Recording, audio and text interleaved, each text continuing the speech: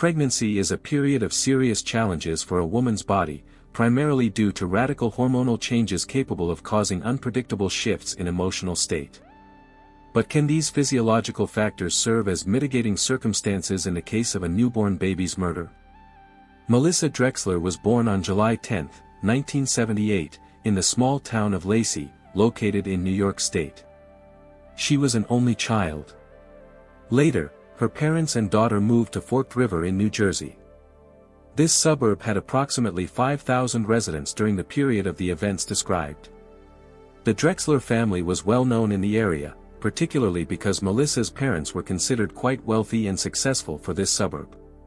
Her mother held a position as an administrator in a banking institution, while her father worked as a manager in a reputable logistics firm.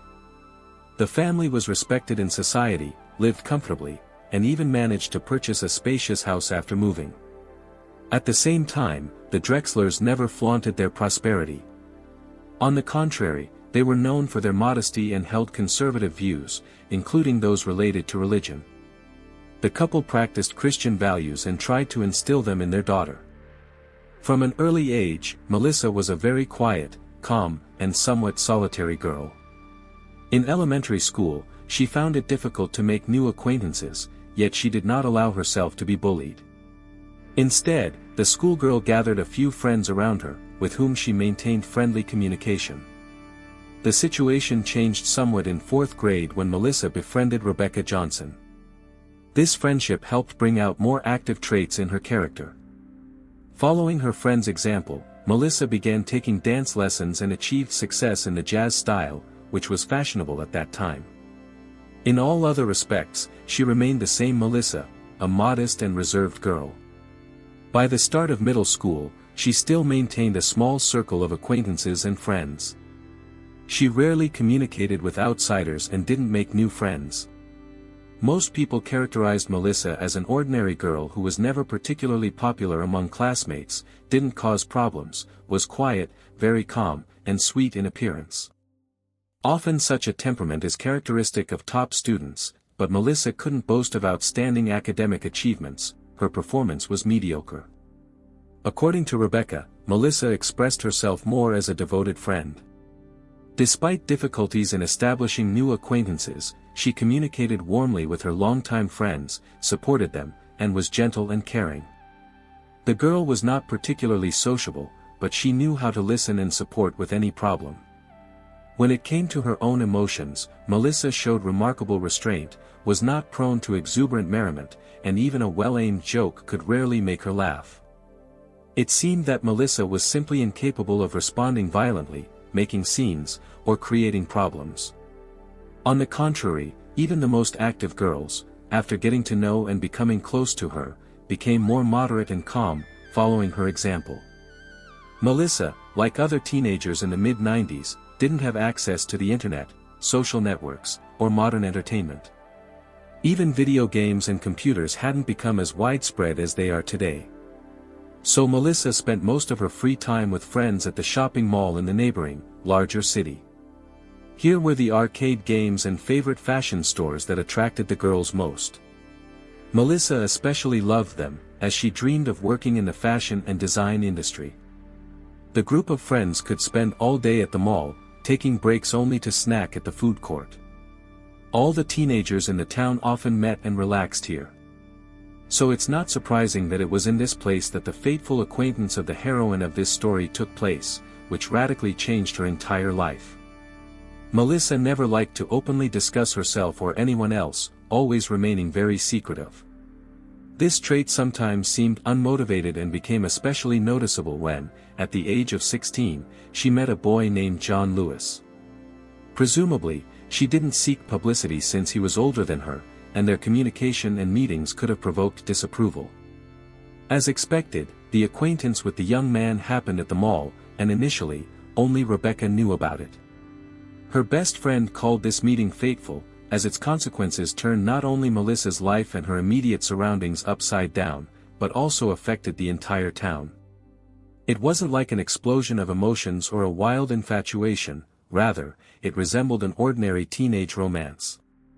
The couple was similar in many aspects, remained very calm and reserved, their communication and relationship developed gradually. After a few weeks of regular friendly meetings, it became evident that the young man was not indifferent to Melissa. The young people began dating, but their relationship was peculiar, with periodic misunderstandings that her friends attributed to the age difference.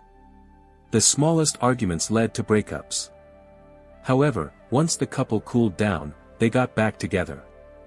It looked like typical immature relationships. Everyone who knew about the situation was convinced that this couple wouldn't last longer than until the end of high school. After some time, most classmates learned about Melissa's romance with the older boy, but she didn't want to inform her parents. The girl was most afraid that her mother and father, due to their conservative religious views, would oppose this relationship. Additionally, problems could arise due to her boyfriend's age. However, hiding from relatives wasn't difficult, as her mother and father worked a lot, spending minimal time at home. Both were very busy. When they were home, the girl would simply say after school that she was going to the library or meeting friends at the mall. They would let her go without concern. In reality, during this period, she secluded herself with her boyfriend at his place. The girl always returned around 7 p.m., not breaking curfew. Therefore, her parents didn't scold her, noticing nothing unusual. And when they weren't home, she tried to return even earlier, before her parents came back from work, so they wouldn't notice her absence at all. This scheme worked flawlessly. Her parents really knew nothing about her relationship with the boy, despite the fact that Melissa spent 90% of her free time with John. In reality, many couldn't understand why such confidentiality was necessary. In particular, Rebecca repeatedly asked her friend this question. She never received a convincing answer. But it was obvious that Melissa was afraid of something. Her surroundings saw that she had warm relationships with her parents, especially with her mother. They often relaxed together, went to the mall, amusement park on weekends, spent time together on weekdays when there was a free hour. However, the girl continued to hide, reluctantly talking about her boyfriend even to her closest friends. Rebecca convinced herself that it was all related to the Drexler's religiosity. Melissa herself remained religious, which, however, didn't prevent the 16-year-old girl from having an active sex life with her boyfriend. All this led to a natural result. In the fall of 1996, Melissa noticed a delay in her menstruation. At first, the girl wasn't too concerned about it, but when a whole month passed and the delay showed no signs of disappearing, she began to worry. Melissa wasn't naive and understood what this could mean. When suspicions about pregnancy became too real, the high school student decided to take a test. To her great regret, the result was positive. At the end of November 1996, Melissa dared to talk face-to-face with John and tell him about the situation. The girl expressed the assumption that she had become pregnant by her boyfriend, as they didn't use contraception. The young man was shocked by this news, as Melissa had always assured him that she was taking birth control pills. He didn't even suspect that in reality, the girl never resorted to them, fearing side effects. After waiting for John's reaction to the news about the delay, Melissa realized that he wasn't at all thrilled with what he heard. So she just laughed and said it was just a joke, saying that she had confused the dates. Of course, there was no mistake. Simply because of the boy's negative reaction, the heroine of the story decided to hide the real state of affairs in order not to lose him. As often happens in such situations, Melissa just hoped that the problem would somehow resolve itself, although this was certainly impossible. When the girl was already in her 4th month of pregnancy, the first signs of her delicate condition appeared, nausea and an enlarging belly. But even then, she stubbornly remained silent, preferring not to seek support and to hide her condition. In the following months, Melissa tried to behave as usual, but some close friends noticed changes in her usual preferences. Now she ate products that she previously couldn't stand. The girl began consuming much more food, snacking more often, which was uncharacteristic for her. It was visible to the naked eye that she had gained a few kilograms, but no one dared to say anything. Everyone just thought that due to hormonal restructuring, Melissa had gained a little weight, and they didn't want to upset her. To hide her growing belly, the girl began wearing baggy clothes, jeans, hoodies that didn't hug her figure, and also wrapped her stomach. This also didn't correspond to her usual style. But the high school student managed to convince everyone that she was embarrassed by her excess weight and was going to fight it. These excuses worked without fail. Gradually, the talk subsided, and besides, not everyone in the girl's immediate circle was attentive enough. For example, her friend Sarah had lunch with Melissa every day at school and didn't notice anything unusual at all. Why her parents also didn't suspect anything remained a mystery. In this state, Melissa waited until spring. The senior class began preparing for the school prom, scheduled for June 1997. By the end of May, the girl should have had a fairly large belly, which would be hard not to notice. Despite this, she went with her best friend Rebecca and her mom Lynn to the mall to choose dresses for prom. The girls tried on the prettiest options. During the day, each of them changed several times, but none of Melissa's companions noticed anything suspicious. Later, remembering this episode, they emphasized that the belly wasn't noticeable at all, although the girl was in a delicate condition. Melissa, about 5 feet 3 inches in height, looked only slightly fuller, quite normal. She chose looser styles, so no one even suspected that the girl was about to give birth. By the way, Melissa had always been interested in fashion and designer clothes. Therefore, for the summer period, she even got a job as a sales consultant in a women's clothing store on the coast. At that time, she dreamed of going to New York and becoming a famous designer.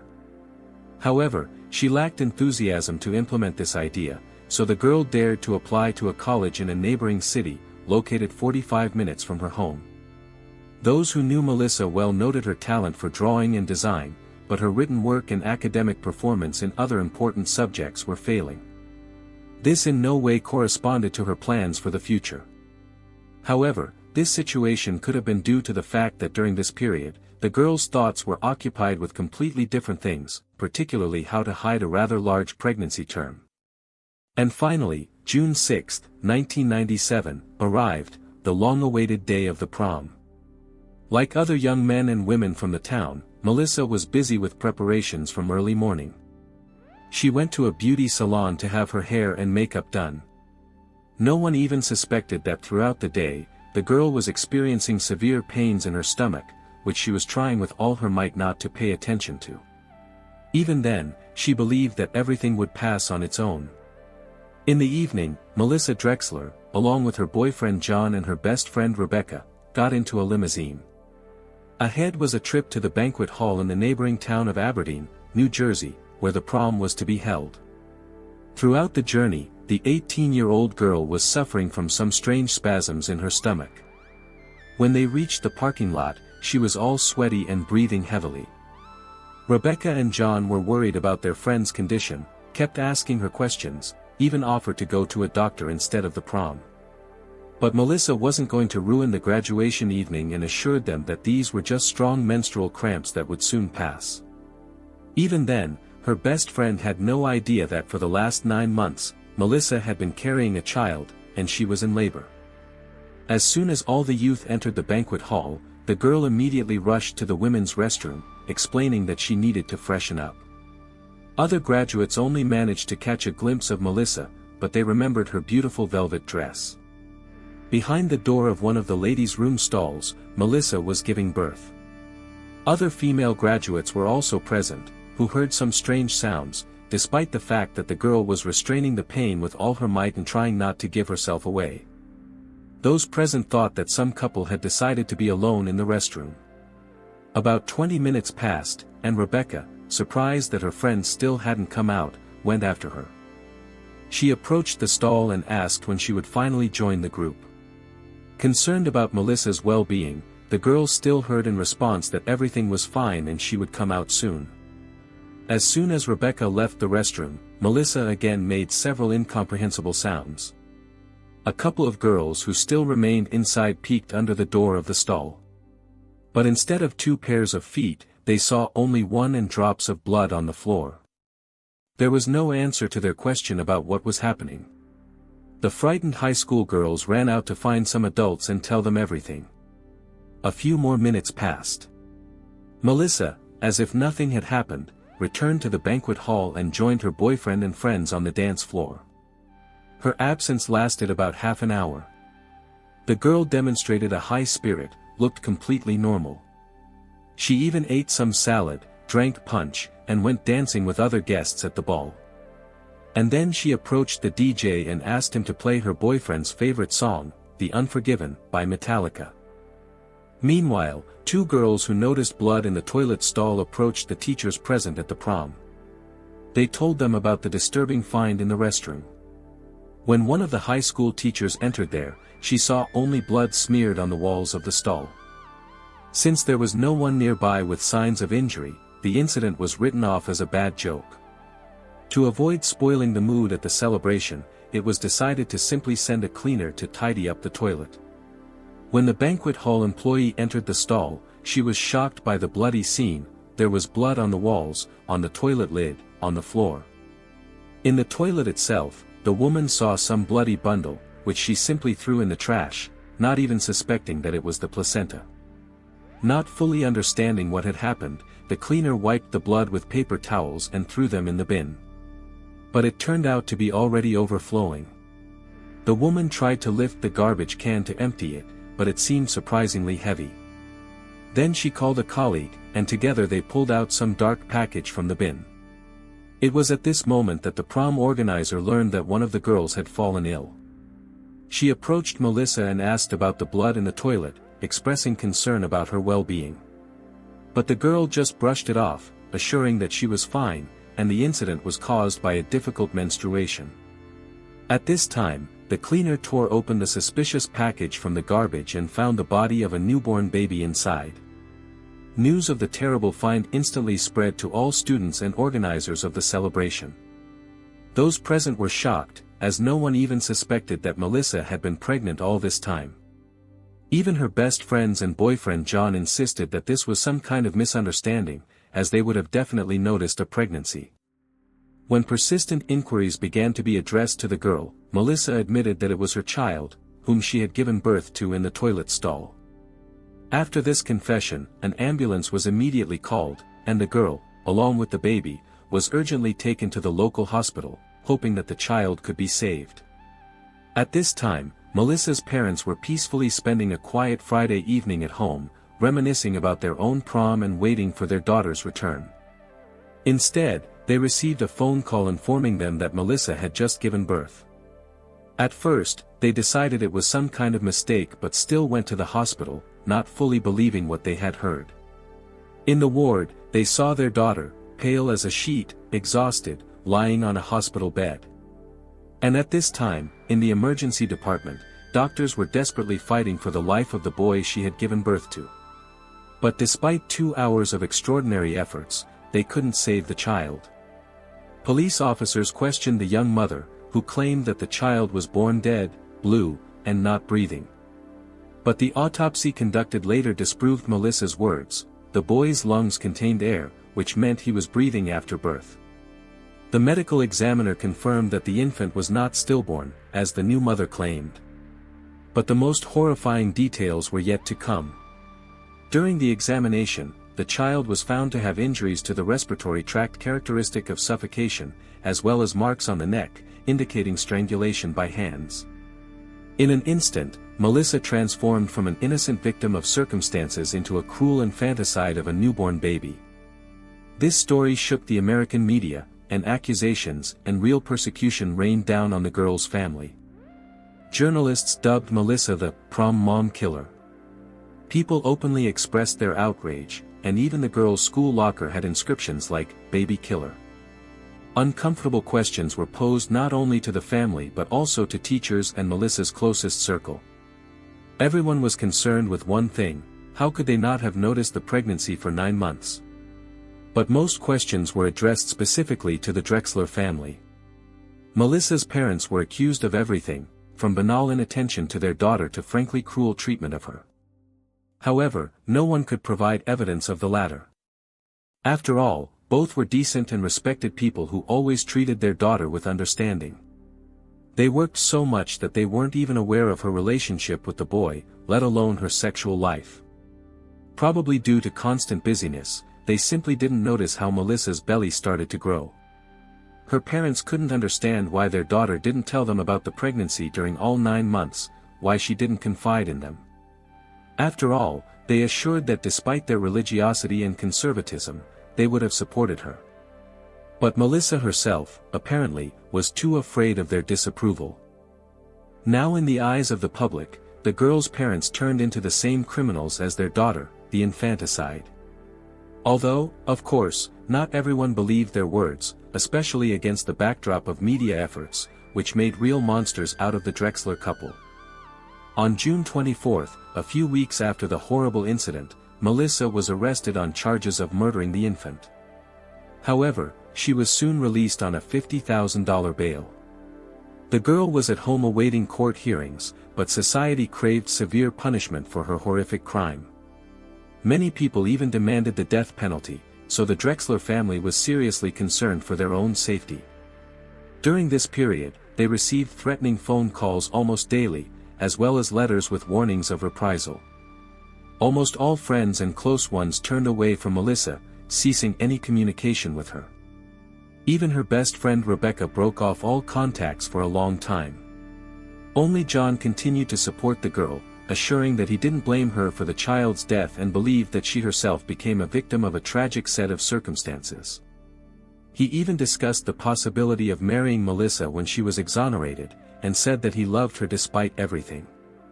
Their wedding was planned for the summer of 1998. In society, opinions were divided. Some considered Melissa a soulless killer of her own child.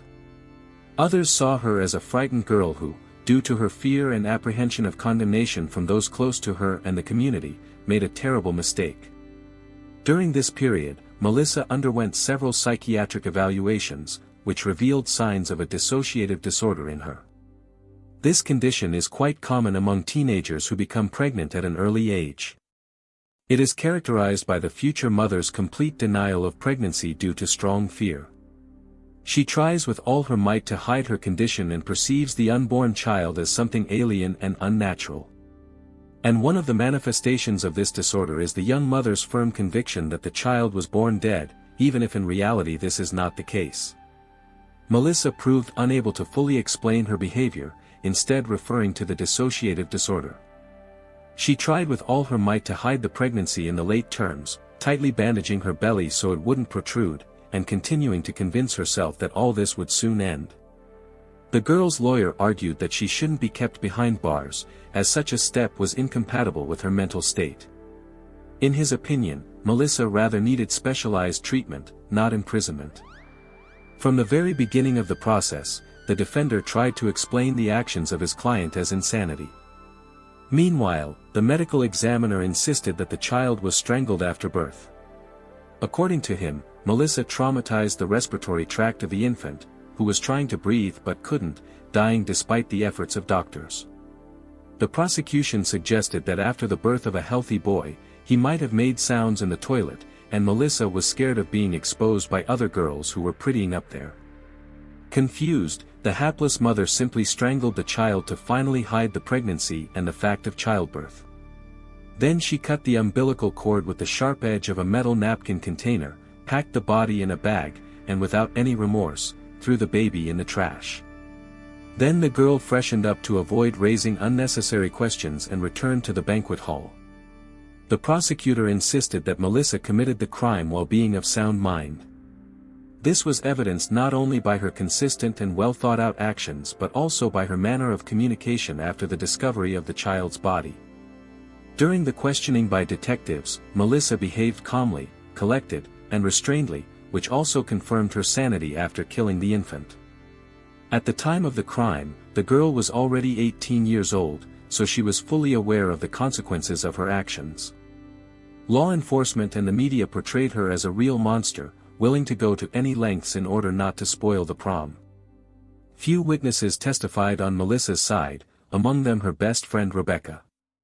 The girl believed that the boy most likely was born already without signs of life, blue, and not breathing, so the frightened graduate simply decided to get rid of the body.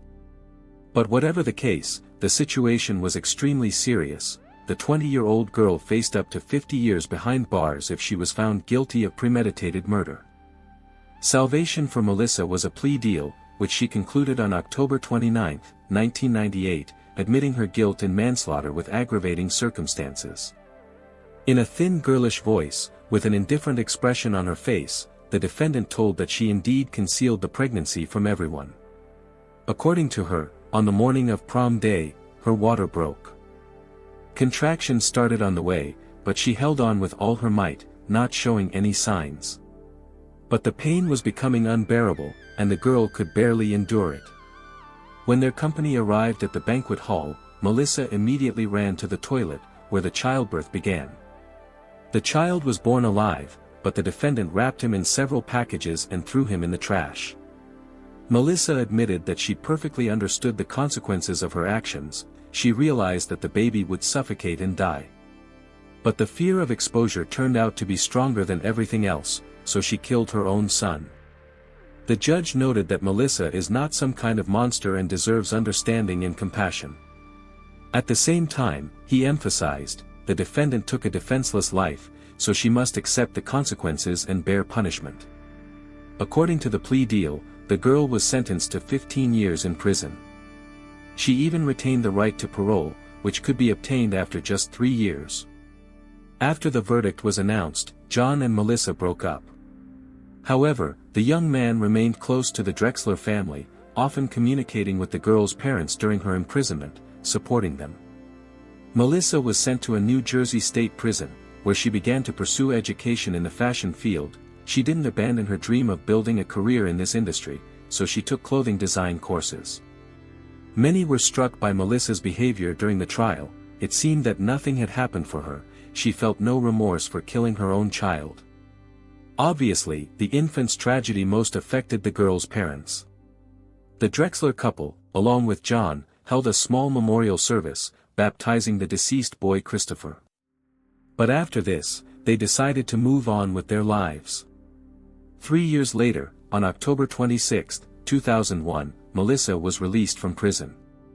The girl was incredibly lucky. Just 3 days after her release, a law came into effect requiring those convicted of violent crimes to serve at least 85% of their term before becoming eligible for parole. If Melissa had fallen under the new standards, she would have had to spend another 9 years behind bars.